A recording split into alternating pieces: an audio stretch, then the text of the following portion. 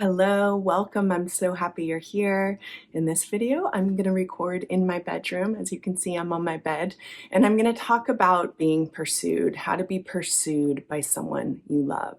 So once we understand energy and energy dynamics and manifesting, we actually can create the experience of being pursued pretty easily. We can also see how come we haven't been pursued by our specific person. Why have we been the one kind of showing up and giving a lot, and what that causes? So I want to dive very deeply into this whole concept of how to be pursued. And once we understand this, it's just great, because then you can finally be pursued the way you want to be pursued in relationships. It's just so important for us to understand exactly what's going on. So that's what I'm going to talk about in this video. Before I jump in, please make sure you're subscribed to my channel in the corner or below. Also know that I offer lots of self-study manifesting courses. There are 13 courses down there. I can help you manifest anything you want. If you're into being pursued, if that's like what you want to be creating in your relationship, I do recommend my course, How to Be Claimed, Cherished, Wanted, and Adored. That course is really about shifting the momentum in a relationship. It also is, if you're manifesting a specific person, it's how to create the dynamic where they're coming towards you. It also can be for people who are manifesting a new person. Again, it's how to make sure that when you manifest that new person, the energy dynamic is that they are pursuing you, okay? All right, so let's jump into this topic of how to be pursued and really like a deep dive into it. And of course, I've talked about this before. This is a very popular topic. And the reason it's a popular topic is because many people get caught into the cycle of, well, usually it goes like this.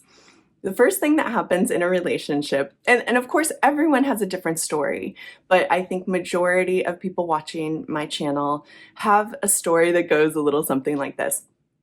When you first come together with your specific person, they are coming towards you. They are pursuing you. They are showering you with love, and that feels amazing, right? We all have been there, or those of us who have been there know how incredible that feels. So that's what happens at the beginning. Then what happens is probably you start to feel more vulnerable, more needy, more craving of the relationship, and the momentum of the relationship shifts. It shifts towards you starting to pursue, you starting to go towards them, you starting to move towards them. And then often what happens once we've started to move towards them, and if there's like needy energy there or grasping or chasing energy there, what can happen is that person almost gets pushed out, like they start running in the other direction, and then the relationship can stop from there, or things really change. And if you've ever been part of a dynamic like this, I have before, definitely. And I know it's like, oh my gosh, after it's all done, it's like spins out of control. And at the end of it, when the relationship has kind of fallen apart, you're like, what happened? Like at the beginning, they were coming towards me. How did this get so turned around? What happened? Okay, well, here's what happened. We have to look at this, or one of the ways we can look at it, I should say, is through the momentum of energy. The momentum of energy.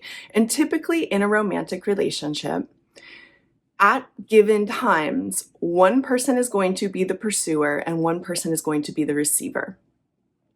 Now, this isn't to say that this can't switch up. It's not like a static position where one person is always, always, always the pursuer and one person is always the receiver. However, in a lot of relationships, people are going to have their preference of what position they are in. So my personal preference is to be the receiver in the relationship. That just means that my preference is to be pursued rather than to be the pursuer. With my partner, his preference is to be the pursuer. And so he much rather do the pursuing than be on the receiving end. This is all that this means. And when I say receiving, I don't mean that one person gives in the relationship and the other person just takes everything. That's not what I mean. I'm talking about, and I want you to feel into it in this way. I'm talking about the momentum of energy. How is the momentum of energy going? It's going one direction or another more predominantly.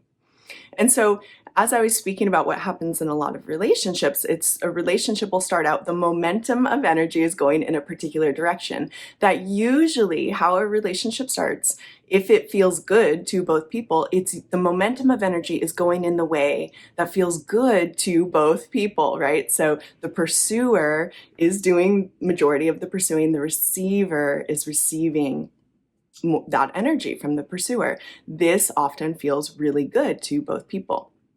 Now, what happens is when we start to get more involved with someone and when we start to become more vulnerable because we are more involved with someone, then we can start giving more than just kind of on autopilot, but it actually is coming from a place of fear.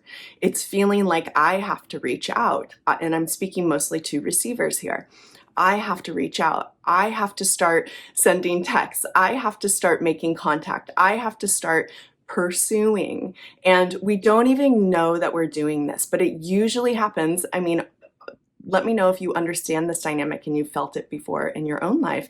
What can happen is when we start to become more vulnerable or invested in a relationship, we can take on, us receivers can take on more pursuing energy. And what this looks like is we're sending texts.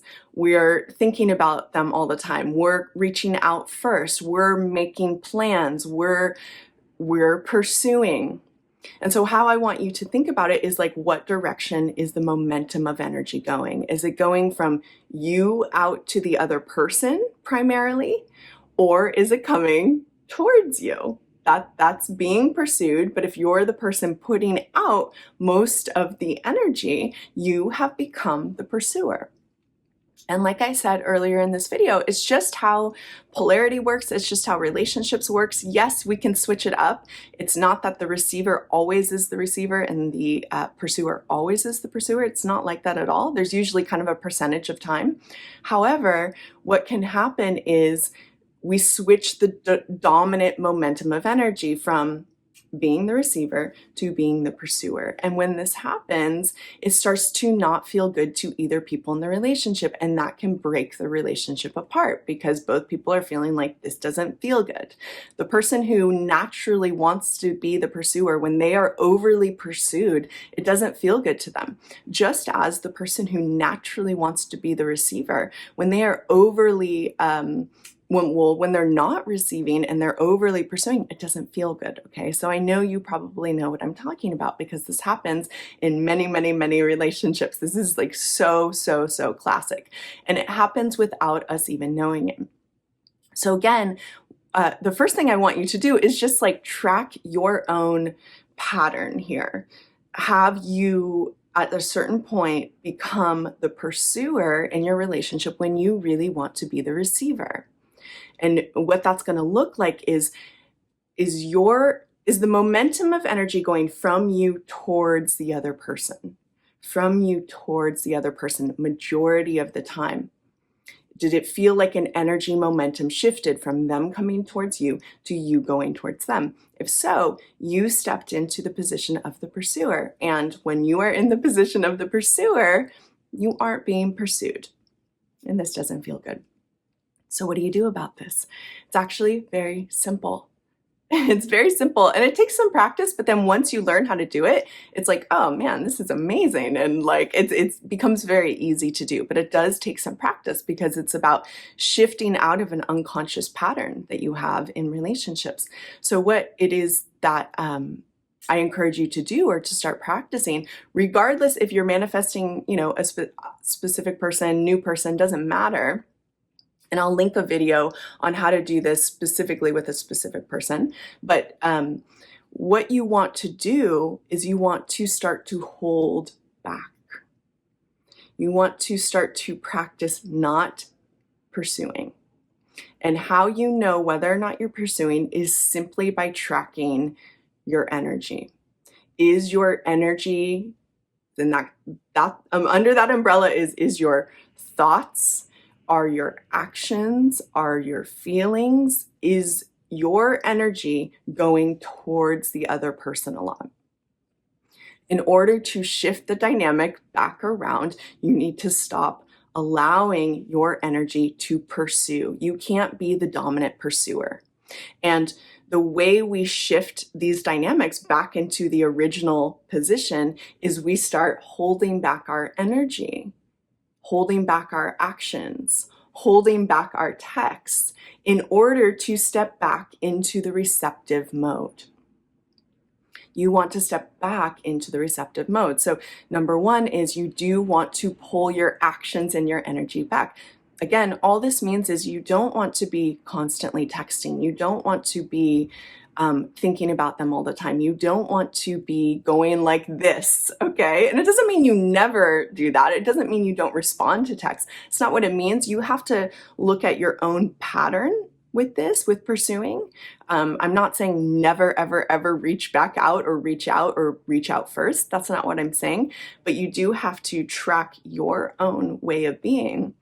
And you have to really evaluate how much you need to kind of pull back and just be in a more pulled back, which is a receptive mode. That's kind of step one. And step two, in the receptive mode, a lot of us have to train ourselves how to be receptive. Like, especially those overgivers, which I have an idea, I'm going to do a video about that soon. Us overgivers, like if we're programmed to be overly giving, that's being a pursuer. And so training yourself to kind of land in a new position in relationships. So what does this look like? It looks more like as you're pulling back, you're going to be more in stillness.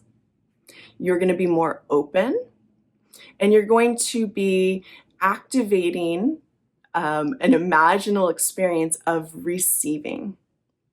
Feeling life come to you, feeling your person come to you, feeling love coming to you.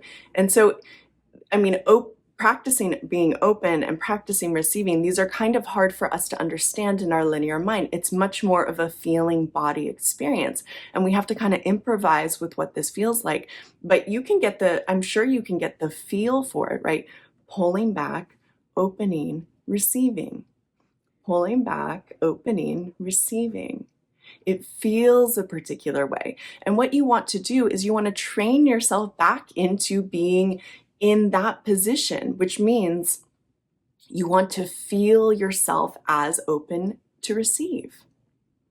I'm open to receive. Yes, you can use the affirmation, I'm open to receive. That's wonderful. But really, it is very much a body felt experience of opening and being available to receive. You don't have to be very literal about what you are available to receive. It can be just like an essence, like a feeling.